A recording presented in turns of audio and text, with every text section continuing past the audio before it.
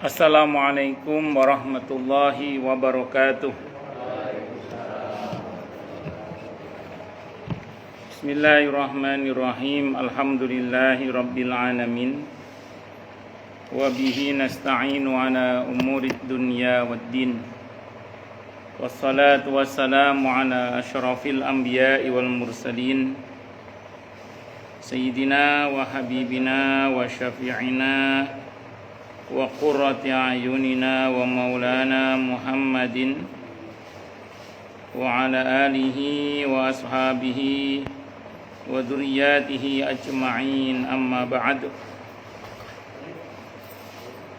Asyhadu an la ilaha illallah wa asyhadu anna Muhammadar Rasulullah wa ufawwidu amri ilallah. Innallaha basyirum bil ibad. Hasbiyallahu la ilaha illa huwa alaihi tawakkaltu wa huwa rabbul arsyil azim. Qala Allahu ta'ala fi kitabihil karim hikayatan an nabiyillahi Musa alaihi salam. Rabbi shrah li sadri wa yassir li amri wahlul 'uqdatam min lisani yafqahu qawli. Para asatidzah, para ibu-ibu sekalian, hafizoni wa hafizakunallah. Wabil khusus segenap pengurus Masjid Al-Jihad,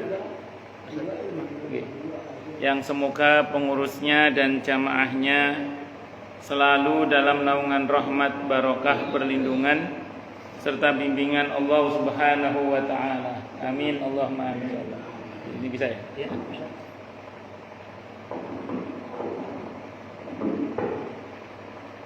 Dan tentu kita berdoa kepada Allah Subhanahu wa taala. Allahumma inna nas'aluka ilman nafi'a wa rizqan thayyiba wa amalan mutaqabbala wa fatahallahu lana futuhal arifin. Allahumma inna na'udzubika min ilmin la yanfa' wa amalin la yurfa' wa qalbin la yakhsha' wa du'a la yusma'. Allahumma ati anfusana taqwaha wa zakkiha anta khairu man zakkaha anta waliyuha wa maulaha. Amin. Allahumma amin insyaallah.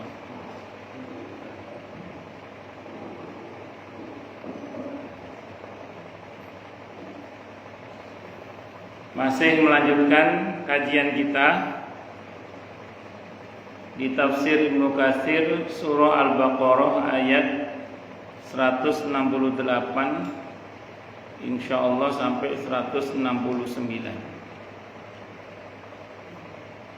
Qala al-muallif rahimahullahu taala wa nafa'ana bihi wa bi ulumihi fid dharain amin. Bismillahirrahmanirrahim. Perintah untuk makan makanan yang halal dan larangan mengikuti langkah setan. A'udzu billahi samii'il 'aliim minasy syaithaanir rajiim. Ya ayyuhan nasu kulu mimma fil ardi halalan thayyiban wa la tattabi'u khutuwatisy syaitan innahu lakum 'aduwwum mubin. Innama ya'murukum bis-su'i wal fahsya'i wa an taqulu 'ala Allahi ma la ta'lamun. Ya ayyuhan nasu, wahai manusia, kulu makanlah, mimma dari apa-apa, fil ardi yang ada di bumi, halalan dengan cara halal atau makanan yang halal. Jadi makanlah dari makanan yang halal. Halalan thayyiban, yang baik. Wala tattabi'u, dan janganlah kalian mengikuti. Suruh makan dengan cara yang halal atau makan makanan yang halal dan baik, dan jangan mengikuti khutuwati syaitan, langkah-langkah syaitan. innahu lakum aduwwum mubin, sungguhnya syaitan itu bagi kalian adalah musuh yang nyata. Pertama, kita disuruh makan dari makanan yang halal. Ini baik dalam pengertian halal hukumnya maupun halal cara mendapatkannya. Karena nanti ada sesuatu itu yang halal tapi menjadi haram gara-gara cara mendapatkannya nggak benar. Itu namanya haram bisabab, haram dengan sebab. Tapi ada haram dengan zatnya, seperti misalnya darah yang mengalir. Makan darah yang mengalir itu tidak boleh. Atau makan bangkai itu tidak boleh. Itu memang haram zatnya. Minum khamr itu haram zatnya. Tapi kalau kita makan beras, makan nasi itu ya halal. Tapi kalau berasnya dari nyolong ya menjadi haram karena nyolongnya itu. Karena nyolongnya itu. Nah, ada yang tadinya haram gara-gara diakad menjadi halal. Contoh misalnya pasangan. Sebelum akad haram, begitu akad halal. Thayyib di sini dalam arti baik maupun dalam pengertian baik kualitasnya maupun pengertian cara mendapatkannya baik. Artinya tidak dengan cara yang zalim dia mendapatkannya, tidak dengan cara yang haram dia mendapatkannya. Wala tattabi'u khutuwati syaitan, jangan ikuti langkah-langkah setan. Nah, kadang setan itu membisikkan dalam diri kita itu sifat serakah. Enggak puas dengan yang ada, pengen lebih. Akhirnya menghalalkan segala cara. Naudzubillahi minasyarri dzalik. Atau kita jangan tiru-tiru langkah setan dalam pengertian setan itu kadang menghembuskan ketakutan akan fakir. Takut miskin, takut fakir. Padahal rezeki kita sudah dijatah oleh Allah. Padahal rezeki kita sudah dijatah oleh Allah, sehingga kita nggak usah khawatir. Alhamdulillah nyala. Harusnya kita nggak usah khawatir. Ini orang khawatir, dihembuskan kekhawatiran, sehingga kemudian dia menghalalkan segala cara supaya tidak, ya tadi itu, supaya tidak jatuh dalam perbuatan fakir dalam hal ini. Jazakallah khairan.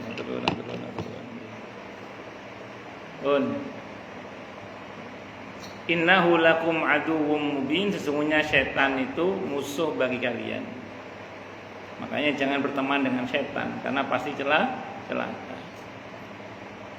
Innama, bahwasanya ya'murukum, Allah merintahkan. Innama ya'murukum, bahwasanya setan itu merintahkan kalian bisu'i, agar berbuat keburukan, wal fahsya'i, dan berbuat keji, dosa besar.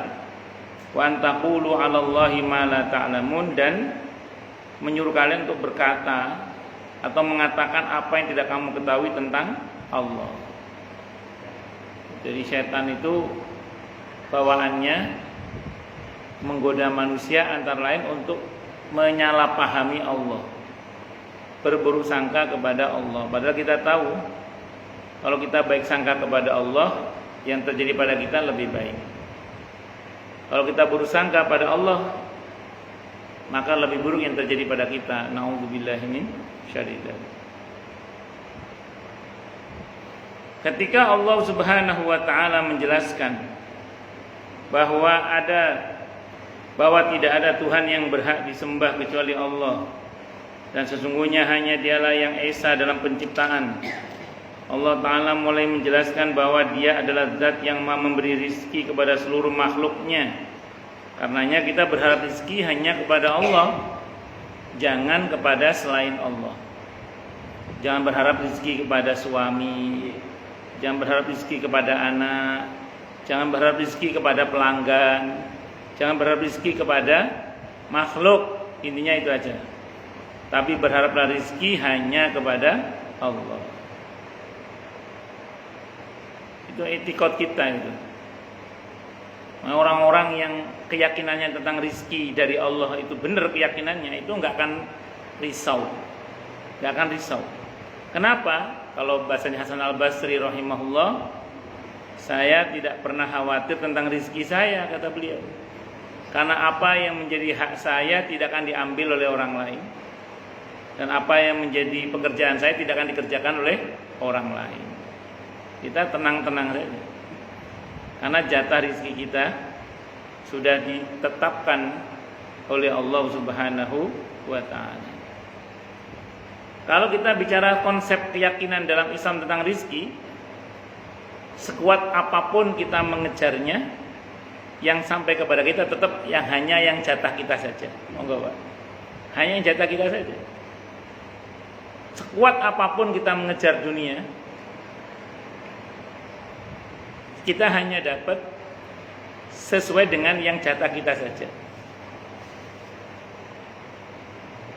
Dan itu pun nggak banyak, karena dunia ini kan pendek sebentar, artinya sedikit gitu. Dan kalaupun banyak, juga tidak selamanya, tidak abadi. Dan kalaupun kemudian banyak dapatnya, kita tidak akan pernah puas. Karena manusia itu kalau kemaruk dengan dunia itu seperti minum air laut. Bukannya hilang hausnya, malah tambah haus. Makanya kalau mensikapi dunia ini tenang-tenang saja. Serahkan semuanya kepada Allah. Bahwa kita berusaha harus itu sebagai bentuk ketaatan kita kepada Allah. Bahwa kita berstrategi, ya silahkan. Tapi tidak usah terlalu diambil pusing. Karena semuanya sudah diatur oleh Allah. Kalau bahasanya Ibnu Qayyim Al-Jauziyah rahimahullah, enggak usah risau dengan yang sudah Allah takdirkan. Sekarang fokus pada perintah Allah untuk kita apa, gitu aja lah. Oh, Allah suruh kita kerja gitu aja. Allah suruh kita berdagang, kita berdagang. Allah suruh kita jadi karyawan, ya jadi karyawan misalnya. Udah ikuti saja alurnya, karena itu perintahnya begitu. Allah suruh kita salat duha, kita salat duha. Allah suruh kita istighfar, kita istighfar. Allah suruh kita baca suratul waqiah, kita baca surat al-waqiah. Allah suruh kita silaturahim, kita silaturahim. Allah suruh kita sedekah, udah turuti aja perintah Allah. Karena rezeki sudah dijamin oleh Allah. Sekarang tinggal perintah Allah untuk kita apa, gitu aja. Dan tidak usah terlalu diambil pusing, karena semuanya sudah ada jatahnya. Bahkan anak kita itu tidak mengurangi rezeki kita sama sekali. Pasangan kita juga tidak mengurangi rezeki kita sama sekali. Karena masing-masing punya takarannya sendiri-sendiri. Tugas kita sebagai suami, ya berusaha gitu aja. Berdoa, berusaha. Yang kuat tawakalnya kepada Allah, yang kuat doanya kepada Allah. Karena itu perintah, gitu aja. Karena semuanya sudah ditakar oleh Allah Subhanahu wa ta'ala. Semuanya sudah ditakar oleh Allah Subhanahu wa ta'ala. Dan apa yang menjadi hak kita, walaupun dibawa lari orang lain, putar balik insya Allah. Kalau menghak kita, buat dibawa lari orang lain, putar balik insya Allah. Karena dalam satu riwayat yang sahih disebutkan bahwa rizki itu seperti ajal. Kemanapun kita lari tetap terkejar. Jadi rizki itu seperti ajal. Kemanapun kita lari tetap terkejar. Gitu.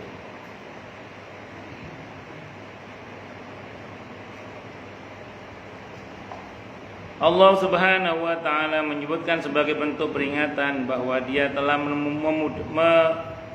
memudahkan bagi mereka untuk makan dari apa-apa yang terdapat di bumi sebagai makanan yang halal dan baik dari Allah. Itu baik pada zatnya dan tidak membahayakan kesehatan tubuh dan akal.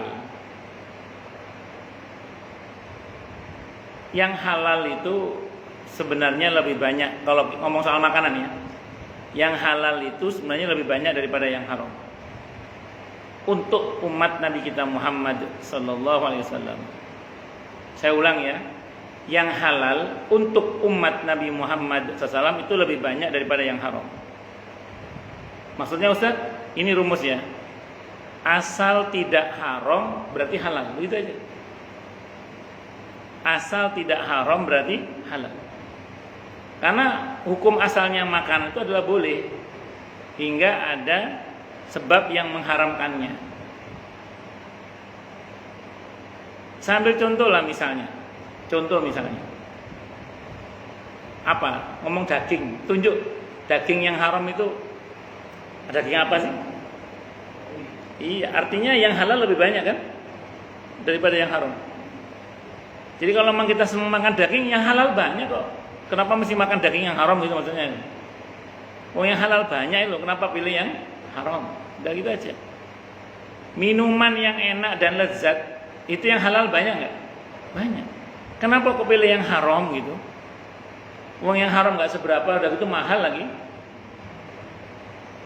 Allahu Akbar. Lah ya wong yang halal banyak kok pilih yang haram.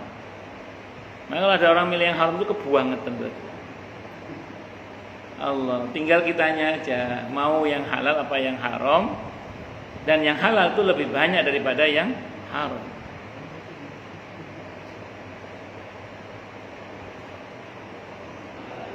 Orang itu kalau kemarin dengan yang haram kayak kurang penggawaian, kurang panganan. Oh yang halal banyak dan enak kok milih yang haram. Allah Subhanahu wa taala juga melarang mereka untuk mengikuti langkah-langkah setan, yaitu jalan-jalan yang padanya dia menyesatkan orang-orang yang mengikutinya, seperti mengharamkan al-bahair, al-sawaib, al-wasail. Ini dimaknai ada al-bawair ini adalah unta betina yang telah beranak 5 kali dan anak yang kelima itu jantan. Lalu unta betina itu dibelah telinganya, dilepaskan, tidak boleh ditunggangi dan tidak boleh diambil air susunya. Ini kan aturan yang nggak benar ini. Itu setan yang buat aturan di masa itu, Nah, as-sawaib adalah unta betina yang dibiarkan pergi kemana saja disebabkan suatu nadar. Terus kalau al-wasail adalah seekor domba betina yang melahirkan anak kembar yang terdiri dari jantan dan betina. Lalu yang jantan disebut wasilah dan tidak disembelih dan diserahkan kepada berhala. Ini kelakuannya orang-orang kafir dulu. Dan yang sejenisnya dari apa-apa yang telah dihiasi, yang dia hiasi untuk mereka di masa jahiliyah mereka.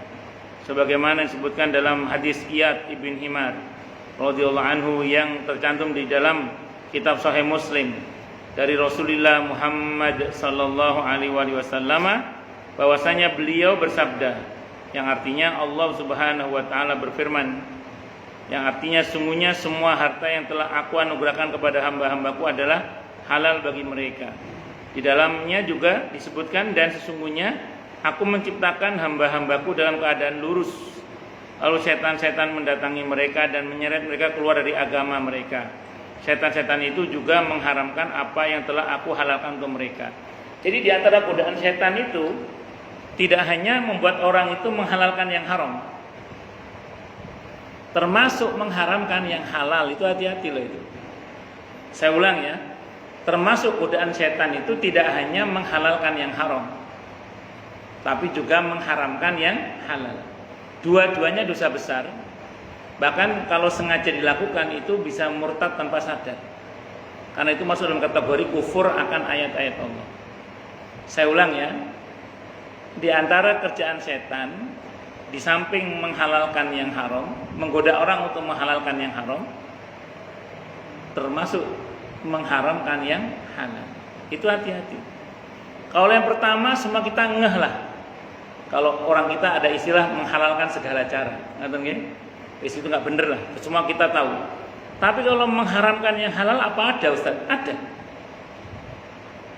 Dalam konteks kekitaan, ada sebagian orang itu yang terlalu semangat dalam beragamanya, sampai sesuatu yang sebenarnya Allah halalkan pun diharamkan oleh dia. Karena nggak berilmu dalam semangat beragamanya.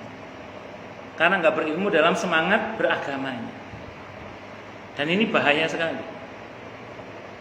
Saya mau tanya sekarang, kehati-hatian dalam bermuamalah itu sebenarnya hukum asalnya boleh atau hukum asalnya haram sebenarnya? Muamalah itu sosial. Hukum asalnya boleh apa hukum asalnya haram sebenarnya?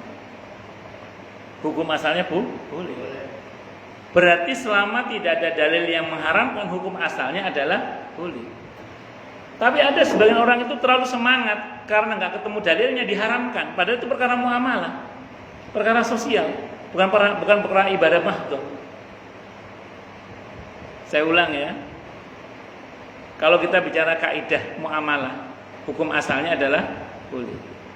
Berarti kehati-hatian itu pada hukum boleh kalau tidak ketemu dalil yang melarang. Tapi ada sebagian orang itu terlalu semangat tapi tanpa ilmu. Sampai perkara muamalah pun karena dianggap gak ada dalilnya langsung diharamkan. Contoh, mau saya contohkan ya, saya contohkan.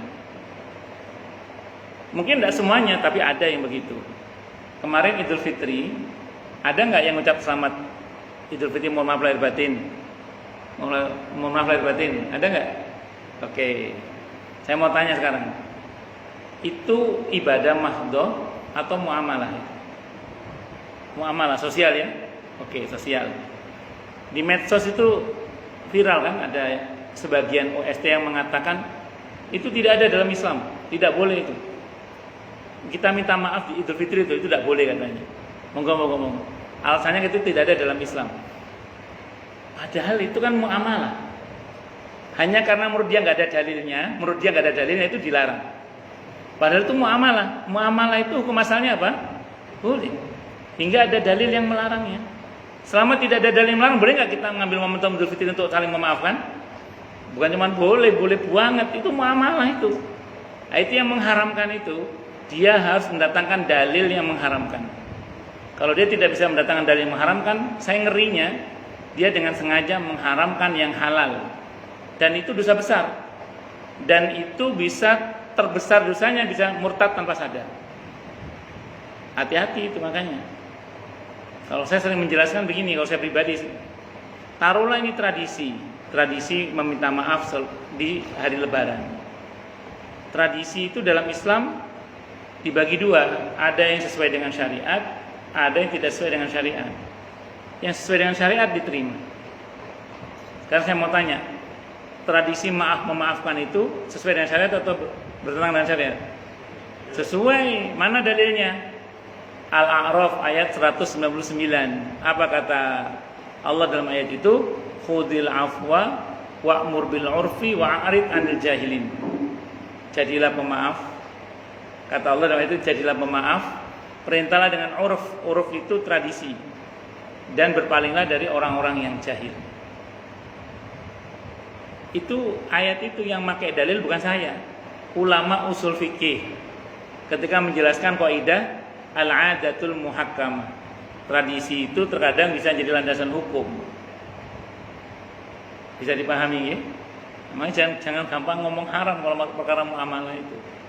Makanya jangan kalau baca buku Al-Halal wal Haram fil Islam, di situ diterangkan oleh para ulama dulu itu kalau ada pertanyaan dan belum yakin dengan hukum haramnya, itu nggak berani ngomong haram, nggak berani.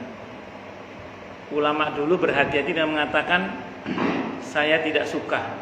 Ulama dulu itu. Abdullah ibn Ahmad ibn Hanbal rahimahumullah, siapa ini? Putranya Imam Ahmad, gurunya Imam Bukhari itu, Imam Ahmad bin Hanbal itu. Nanya ke ayahnya, wahai ayah, apa pendapat anda tentang musik? Imam Ahmad, gurunya Imam Bukhari.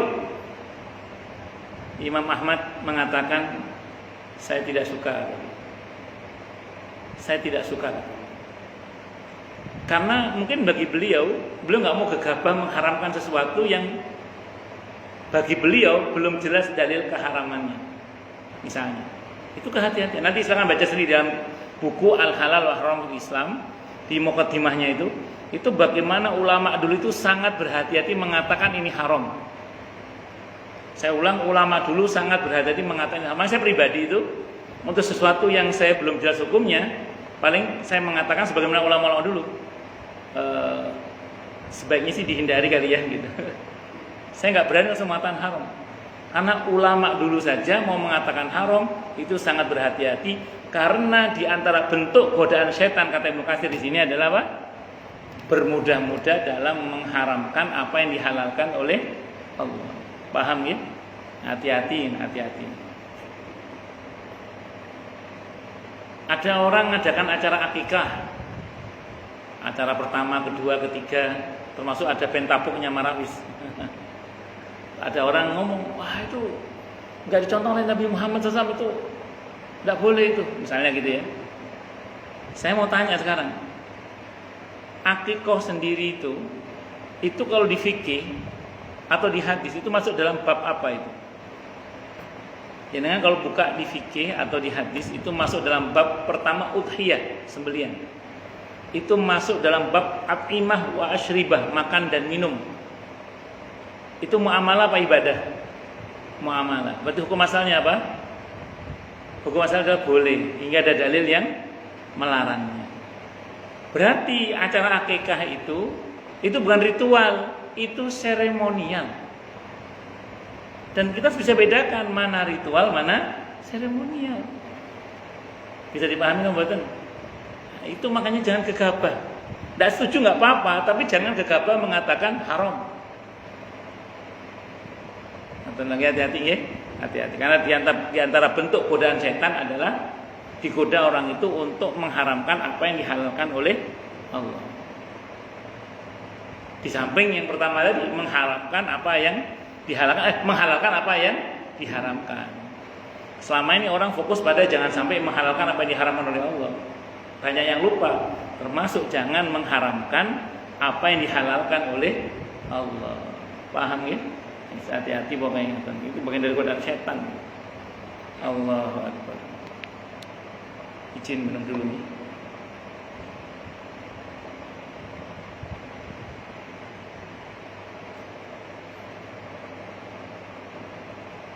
Alhamdulillah.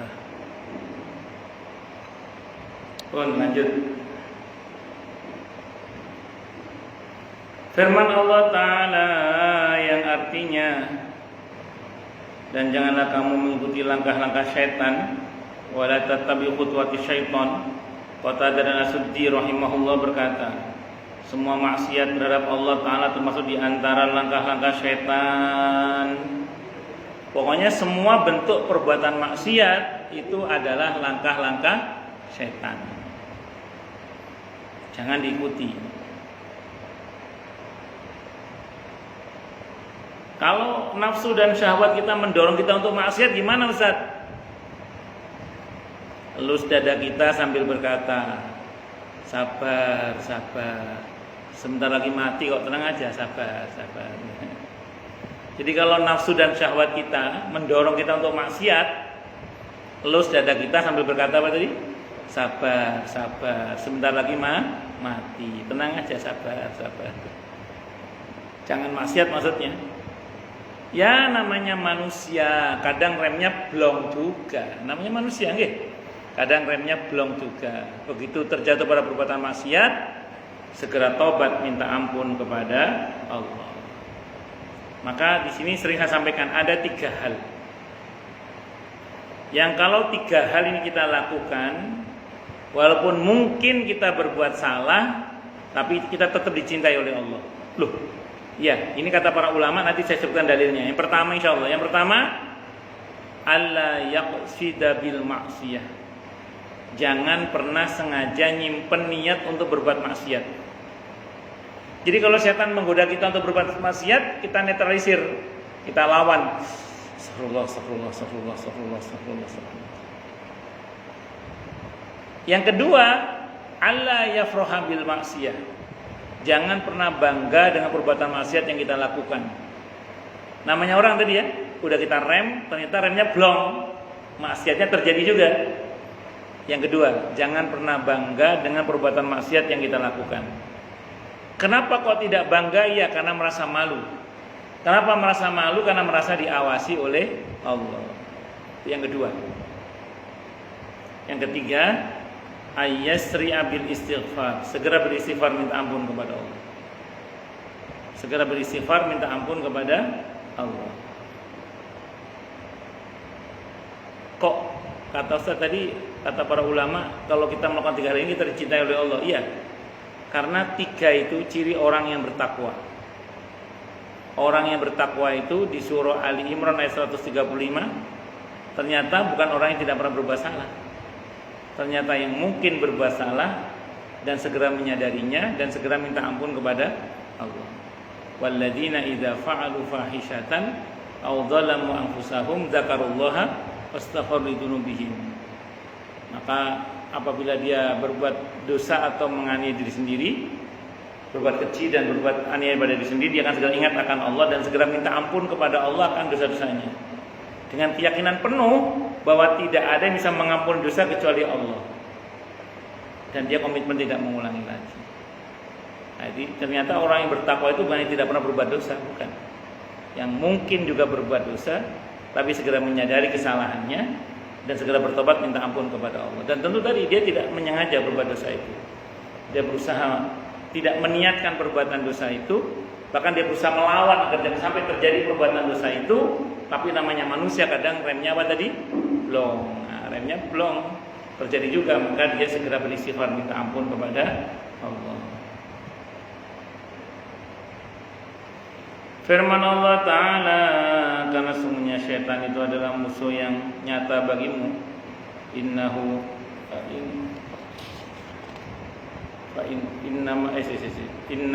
lakum aduwwum mubin. Merupakan peringatan agar kita menjauhinya. Sebagaimana Allah Ta'ala berfirman, inna syaitana lakum aduwwum fattakhidhuhu aduwwa. Innama yad'u hizbahu liyakunu min ashabis sa'ir. Fatir ayat 6. Sungguhnya setan itu musuh bagi kalian, maka perlakukanlah dia sebagai musuh. Karena sungguhnya setan itu hanya mengajak golongannya agar mereka menjadi penghuni neraka yang menyala-nyala. Jadi kalau kita menjadikan setan sebagai teman dekat, menyalahi ayat ini. Yang betul jadikan setan itu sebagai musuh dan berlindung kepada Allah dari godaan setan. Itu tugas kita. Allah Ta'ala berfirman di surah Al-Kahfi ayat 50, afatattakhidunahu wa dzurriyyatahu awliya'a min duni wa hum lakum adu bisalil zalimina badala. Pantaskah kalian menjadikan dia dan keturunannya sebagai pemimpin selain aku, padahal mereka adalah musuhmu? Sangat buruklah iblis itu sebagai penghuni Allah, sebagai pengganti Allah bagi orang-orang yang zalim. Kok ada orang lebih milih setan daripada Allah, kan kebangetan. Wong setan jelas-jelas musuh, kok milih setan. Sementara Allah yang nyata-nyata menghendaki kebaikan bagi hambanya, kok malah gak dipilih. Nah, ada jalan Allah, ada jalan setan. Kok milih jalan setan? Kok aneh. Padahal jalan setan itu mengajak kepada kehancuran dunia, terlebih kehancuran akhirat. Sementara jalan Allah mengajak kepada kemuliaan dunia yang pasti kemuliaan akhirat itu seperti itu. Nah, nanti coba lihat, tidak ada hal yang diharamkan oleh Allah kecuali di balik semua itu pasti ada bahaya yang menganga untuk dunia terlebih akhirat kita. Dan tidak ada hal yang diwajibkan oleh Allah kecuali di balik semua itu ada kebaikan, baik untuk dunia maupun akhirat kita. Coba tunjuk dosa besar, syirik. Itu bahaya itu dunia akhirat. Berapa banyak orang yang mati gara-gara perbuatan syirik. Berapa banyak orang yang mengalami pencabulan, pelecehan seksual itu juga gara-gara perbuatan syirik. Ya, beberapa yang datang ke dukun dengan dalih ritual ini itu ujungnya naudzubillah minsyarrillah. Ada yang ujungnya mati itu. Di berita itu ada orang yang datang ke dukun untuk menggandakan uang, ada ritual minum teh. Ternyata sama dukunnya tehnya udah kasih racun tikus, mati. Allah. Belum lagi dosa yang lain, zina, tinggal pilih. Mau si pilih strajasinya atau aib atau ketangkep Satpol PP, tinggal pilih. Penyalahgunaan narkoba sama, silakan tinggal pilih. Mau rumah sakit atau rumah tahanan atau rumah masa depan, tinggal pilih. Tapi kalau sholat, kebaikan yang Allah wajibkan dibalik semua itu ada manfaatnya yang luar biasa. Kalau usah ngomong akhirat, ngomong dunia aja manfaatnya banyak sholat itu. Tinggal searching di Google manfaat gerakan sholat, udah. Puasa manfaatnya sangat ilmiah sekali. Gak usah ngomong akhirat, dunia aja dulu. Termasuk perintah-perintah yang wajib yang lainnya. Itu dibalik semua perintah itu ada kebaikan-kebaikan. Allah. Firman Allah Ta'ala yang artinya sungguhnya syaitan itu hanya menyuruh kalian berbuat jahat dan keji. Innama ya'murukum bis-su'i wal fahsya'i wa an taqulu, dan mengatakan terhadap Allah apa yang tidak kalian ketahui. An taqulu 'alallahi ma la ta'lamun. Yaitu sungguhnya musuh kalian yaitu setan hanya memerintahkan kalian untuk melakukan perbuatan-perbuatan yang buruk. Yang paling buruknya adalah kekejian seperti perzinaan dan yang sejenisnya. Dan yang lebih buruk dari itu adalah berkata-kata terhadap Allah tanpa ilmu. Sehingga dalam hal ini masuk di dalamnya semua orang kafir, juga ahlul bid'ah. Ahlul bid'ah di sini maksudnya bid'ah dalam masalah akidah. Sependek yang saya baca dari literatur-literatur klasik yang ada, kalau ada istilah ahlul bid'ah dari para ulama, maksudnya bid'ah dalam masalah akidah, bukan bid'ah dalam masalah ibadah yang furu', yang cabang, yang ulama ada beda pendapat di situ.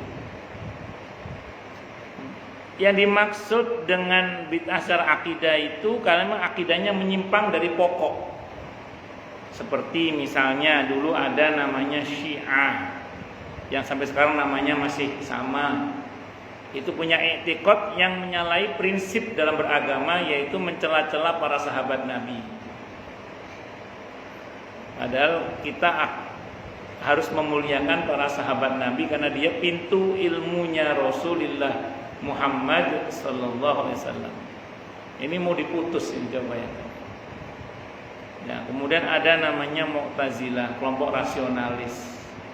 Tidak percaya sama takdir, rukun imannya cuma 5. Yang ke-6 ditolak sama dia, tidak mau percaya sama takdir. Kelompok rasionalis. Kalau ada teks Quran bertentangan dengan pemikirannya, yang diamandemen Qurannya, itu Mu'tazilah. Itu ahlul bid'ah dalam masalah akidah. Ada namanya Khawarij. Kalau sekarang nyebutnya orang kelompok takfirin, yang gampang mengkafirkan kelompok di luar kelompoknya, terutama pelaku dosa besar menurut dia. Ini gampang sekali mengkafirkan. Namanya kelompok takfiri. Padahal dalam Islam itu kita tidak boleh gegabah mengkafirkan orang Islam. Oh, ini dia sangat gegabah sekali. Gampang ngasih stempel kafir kepada sesama muslim bahkan. Yang keempat ada namanya Murji'ah. Murji'ah ini permisifnya berlebihan. Lawannya Khawarij. Kalau Khawarij gampang mengkafirkan, kalau ini permisif tapi berlebihan. Dia memisahkan antara orang dengan amalnya. Jadi kalau ada orang berbuat zina, dia bilang apa? Itu yang dosa perbuatannya, orangnya tetap baik. Itu. Kalau ada orang berbuat dosa, sama dia di permisifi. Apa permisif itu ya? Apa Pak istilahnya? Ditolerir itu. Ditoleransi sama dia, tapi berlebihan toleransinya. Sampai dia menganggap dia tetap baik kok. Kalau kita kan kalau ada orang nggak sholat kan kita sebut fasik, orang pelaku dosa besar. Kalau ada pelacur kita sebut dia bukan orang yang baik, dia orang yang fasik dalam hal ini. Kalau ini enggak dipisah sama dia, enggak, ini yang buruk perbuatannya. Kalau orangnya mah tetap baik, enggak bisa begitu. Nah, itu kelompok Murji'ah namanya. Nah, dalam Islam kita tidak boleh seperti mereka yang kafir atau seperti mereka yang tadi ahlul bid'ah dalam masalah akidah tadi itu. Semoga kita semua termasuk yang selamat dari tipu daya mereka ya. Amin. Oke, monggo silakan yang mau tanya dulu sebelum saya lanjut ke berikutnya kalau masih ada waktu. Monggo silakan kalau ada. Monggo, Pak. Mau makan dulu ya. Selesaikan dulu.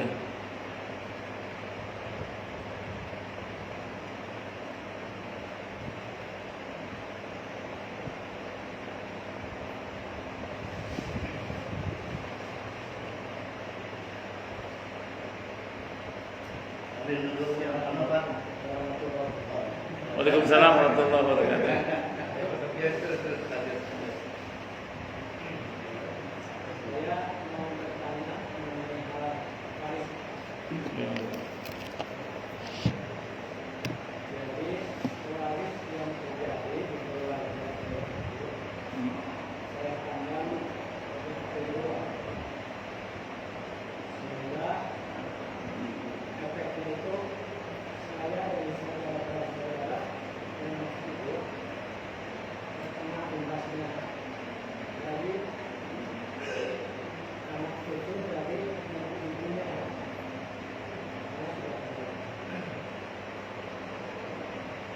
Kebetulan waktu bagian waris itu saya juga nggak bisa sedikit banyak yang sudah saya. Nah sekarang di perkembangannya itu saya terbebani karena dituntut oleh jadi ini besar pembagian waris itu dilakukan di pandangan saya tidak berdasarkan lingkungan agama tetapi hukum negara.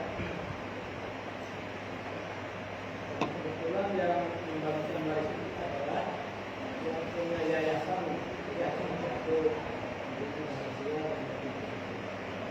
dan nah ketika saya itu masih yang sudah usia kita dibantu oleh yayasan itu dengan di sana saya disebut dibiayain itu ada yang punya kebutuhan itu dibantu. Nah, masalahnya ini yang menjadi penyebab itu adalah yang mendapat santunan atau bantuan tadi dikaitkan dengan bagian waris itu. Saya tanya, jadi kenapa misalnya harus berapa? Nah, pada saat pembagian waris itu dikaitkan terutama belum dibeli atau harus sakit dan sebagainya yang harus dihitung dan jadi tidak berdasarkan semua waris tidak sama-sama hanya ditentukan oleh kebutuhan. Nah, anak kecilnya memang dulu itu bantuan sosial atau gimana ini kan yayasan sosial dikirain bantuan untuk bantuan dari yayasan sosial.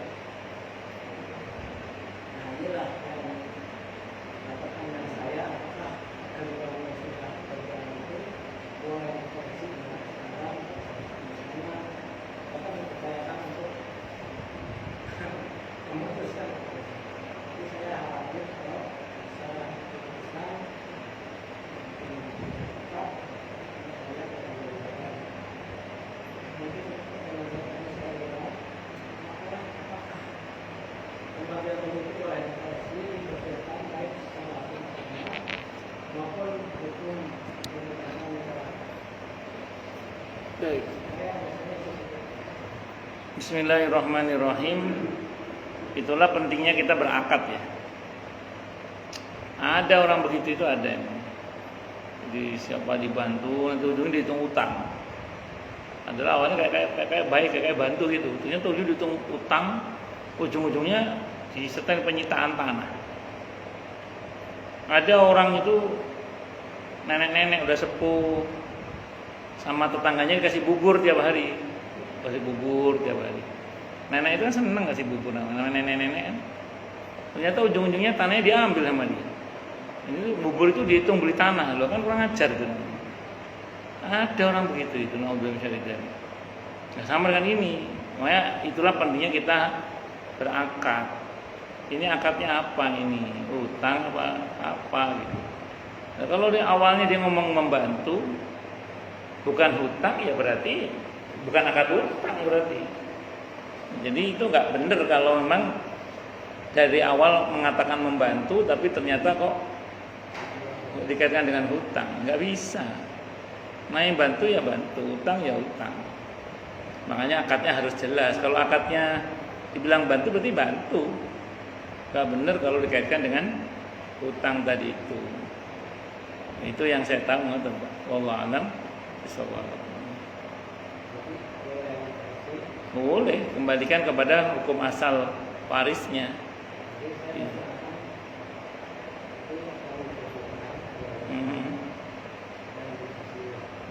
Ya. Iya, ya. Dulu akadnya apa? Bantu kan? Bantu nggak dihitung berarti.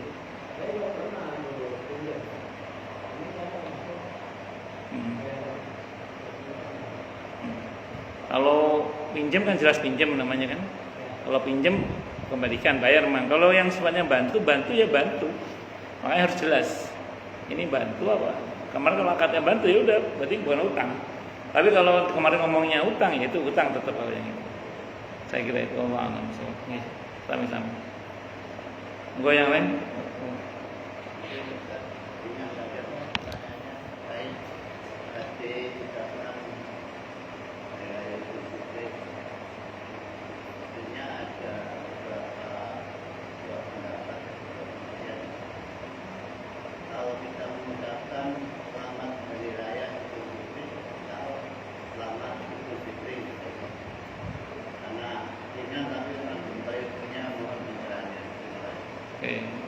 Sebenarnya Id itu sendiri artinya hari raya gitu. Sebenarnya Id itu sendiri artinya udah hari raya artinya. Jadi kalau kita nyebut selamat hari raya Idul Fitri itu double aslinya gitu aslinya. Cuman karena ini ucapan yang semua orang paham maksudnya, maka tidak ada masalah. Jadi semacam kata yang kedua itu semacam penegasan. Selamat hari raya maksudnya Idul Fitri. Maksudnya. Jadi kalau dalam bahasa Arab itu ada istilah begitu, maksudnya. Jadi semacam taukid, pengokohan. Jadi tidak ada masalah sebenarnya. Cuman memang sepatutnya kalau mau hemat dalam berbahasa, ya tadi selamat Idul Fitri, mohon maaf misalnya, atau taqabbalallahu minna minkum, itu silakan aja. Tapi andaikan pun disebutkan selamat hari raya Idul Fitri, itu semacam penegasan. Selamat hari raya maksudnya Idul Fitri gitu. semacam itu wallahu a'lam bishawab. Jadi kata Id sendiri itu sebenarnya sudah hari raya sebenarnya. Dia monggo yang lain silakan kalau ada. Nggih monggo. Nggih.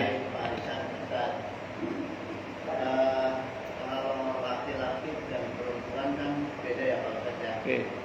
Tapi kalau diberikan sama bagiannya itu apakah kita atau siapapun yang berlemas itu menyalahi aturan atau berusaha? Okay. Jadi gini Pak, mengenai harta waris itu siapa mustahiknya, siapa yang berhak itu sudah Allah tentukan. Saya ulang ya, harta waris itu sebagaimana zakat itu sudah ada mustahiknya. Maka kalau kita tidak memberikan kepada yang berhak, itu berarti kita makan hak orang lain. Contoh, anaknya ada laki ada perempuan, dibagi rata. Waris ini bukan hibah, waris ya, dibagi rata. Oh berarti ada anak perempuan terutama yang memakan hak saudara yang lain berarti. Kenapa? Karena itu harus dibagi sesuai dengan ketentuan syariat. Nah, apakah bisa harta waris dibagi rata? Jawabannya bisa dengan catatan dibagi dulu sesuai dengan ketentuan waris. Setelah itu diberitahukan kepada semua ahli waris haknya masing-masing, sahamnya berapa masing-masing, terus musyawarah. Rela nggak yang bagiannya lebih banyak diberikan kepada yang sedikit sehingga supaya rata misalnya. Kalau yang bagian lebih banyak mengatakan ya udah nggak apa-apa, bagian saya dikurangi aja. Nah, berarti atas kerelaan. Tapi kalau ada satu saja yang nggak rela, maka yang satu yang nggak rela itu nggak boleh diambil paksa. Kenapa? Karena itu hak dia. Kita nggak boleh ambil secara zalim haknya. Saya kira itu nih. Wallahu a'lam bishawab. Ya, monggo. Masalah waris lagi. Kalau pemberiannya orang tua masih hidup, apa itu disebut warisan? Bagus. Kalau orang tua masih hidup, namanya bukan waris. Saya ngomong secara fikih dulu ya. Ini ngomong secara fikih. Pemindahan hak dari orang tua ke anak berkaitan dengan harta. Saya ulang ya. Pemindahan hak dari orang tua ke anak dalam masalah harta itu dibagi 3 di fikih. Bisa melalui nafkah namanya. Yang kedua bisa melalui hibah atau hadiah. Yang ketiga bisa melalui waris. Saya ulang, pemindahan hak harta dari orang tua ke anak itu bisa 1 nafkah, yang kedua hibah dan atau hadiah sama itu. Yang ketiga waris. Lihat rumusnya, ini rumusnya. Kalau nafkah sesuai kebutuhan. Kalau nafkah sesuai kebutuhan. Anak yang kuliah di Bandung jurusan arsitek sama kuliah di Solo jurusan ekonomi misalnya gitu ya. Itu karena biaya hidupnya beda, maka dikasihnya beda. Sesuai kebutuhan. Apalagi yang masih sekolah di At-Taufik, sekolah SD misalnya. Apalagi yang masih pesantren di Ummul Qura misalnya. Itu beda nafkahnya. Sesuai kebutuhan namanya. Nah, jadi memberi kepada anak sesuai dengan kebutuhan itu nafkah namanya. Bisa dipahami ya? 1 dulu ya. Yang kedua hibah atau hadiah. Kalau hibah atau hadiah spiritnya sama, laki perempuan harus sama. Kalau hibah atau hadiah, hibah atau hadiah maka spiritnya harus sama. Dalilnya ada Ustaz? Ada. Mana dalilnya? Sahih Bukhari.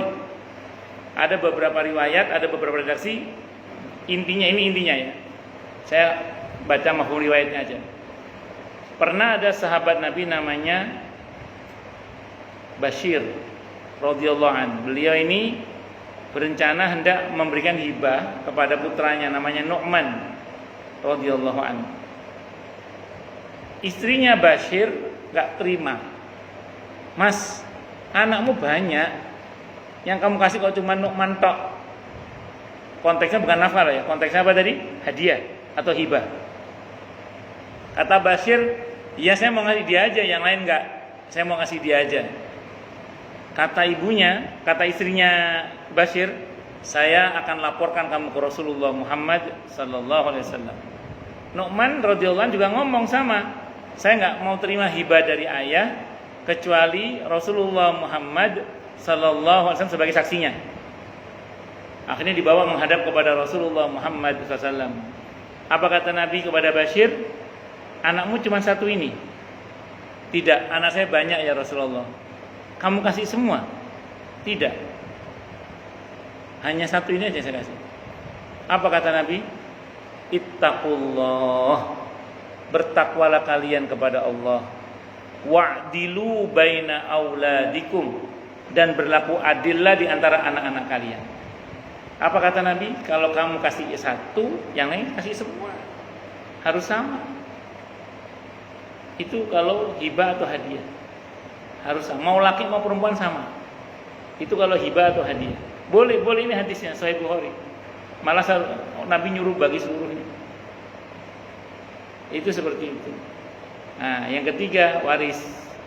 Kalau waris nunggu orang tuanya mati dulu. Kalau belum mati bukan waris namanya. Tadi hibah atau hadiah atau nafkah tadi. Saya ulang ya, kalau nafkah spiritnya apa tadi? Sesuai dengan kebutuhan. Bisa berbeda-beda antar anak. Nah, yang kedua hibah atau hadiah spiritnya harus sama. Hadisnya Sahih Bukhari tadi. Kalau waris sesuai dengan ketentuan waris dalam Islam. Ngaten lagi? Wallahu a'lam bishawab. Nggih, monggo. Nggih.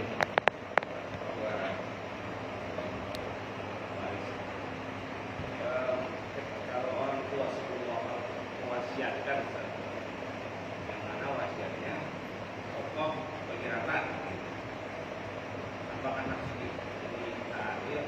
Bagus. Kalau wasiat berbenturan dengan waris, yang dimenangkan hukum waris. Karena ayat tentang wasiat itu dihapus oleh ayat tentang waris. Ayat tentang wasiat kepada karib kerabat atau kepada ahli waris maksudnya, itu dihapus dengan ayat waris. Sehingga kalau berbenturan antara wasiat dengan waris, yang menang hukum waris. Saya ulang, kalau berbenturan antara wasiat dengan hukum waris, yang menang adalah hukum waris. Kecuali tidak berbenturan. Contoh.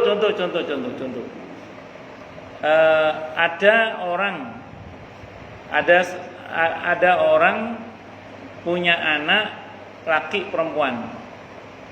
Maka saudara orang ini nggak dapat bagian waris karena ada anak laki-laki. Nah, karena dia punya saudari perempuan yang miskin misalnya, dia wasiat, nanti harta saya yang sebelah sana untuk adik saya yang miskin itu. Dia kasihan anaknya banyak, masih kecil-kecil butuh biaya. Terus beliau wafat. Karena si adik perempuannya nggak dapat bagian waris, ada wasiat tetap berjalan. Karena tidak berbenturan antara wasiat dengan waris. Tapi kalau dia anaknya perempuan semua, dan dia ada wasiat untuk saudaranya terkait dengan harta, padahal si saudara ini harusnya dapat waris, bukan dapat wasiat, maka yang dimenangkan adalah waris, bukan wasiat. Paham maksudnya? Oke.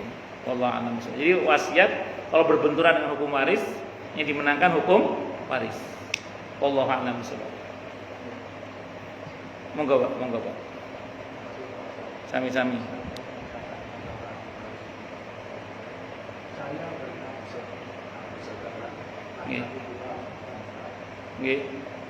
terus kemudian Kamis saya berkata laki-laki saya, maka kita nggak bisa ambil karena yang kita aku aja gitu, tempat yang perempuan itu masih sama aku saja gitu, anak sekolah, rumah sekolah. Jadi bagaimana konsep kalau saya itu serahkan sama saya untuk yang bukan pulang. Bagus. Sebenarnya gini Pak, yang betul itu tetap dibagi dulu secara waris Islam, bahwa setelah itu Bapak merelakan untuk saudari-saudari Bapak, tidak apa-apa. Kenapa saya katakan kok mesti dibagi dulu? Karena itu perintah. Jadi membagi waris sesuai dengan ketentuan Allah itu perintah. Membagi itu nggak harus dibagi dipecah barangnya, yang penting hitung-hitungannya Pak. Jadi misalnya, ini loh Mas, samaan bagiannya sekian, adik-adik sekian, kakak sekian kan. Oh ya, tak terima bagianku. Ini tak kasih ke saudari perempuanku yang membutuhkan. Nah, boleh, tidak apa-apa kalau gitu. Kalau enggak betul. Kalau tiba-tiba nyerang bagi, nah pertanyaannya kapan pembagian warisnya? Kalau tidak ada, nah, jadi taati dulu perintah pembagian waris itu, baru kemudian diserahkan. Karena tetap dalam hal ini kan harus sampai ke mustahik dulu Pak. Diterima dulu oleh mustahik, baru serahkan kepada yang lain, gitu seperti itu. Wallahu a'lam. Nggih, sami-sami. Nggih. No.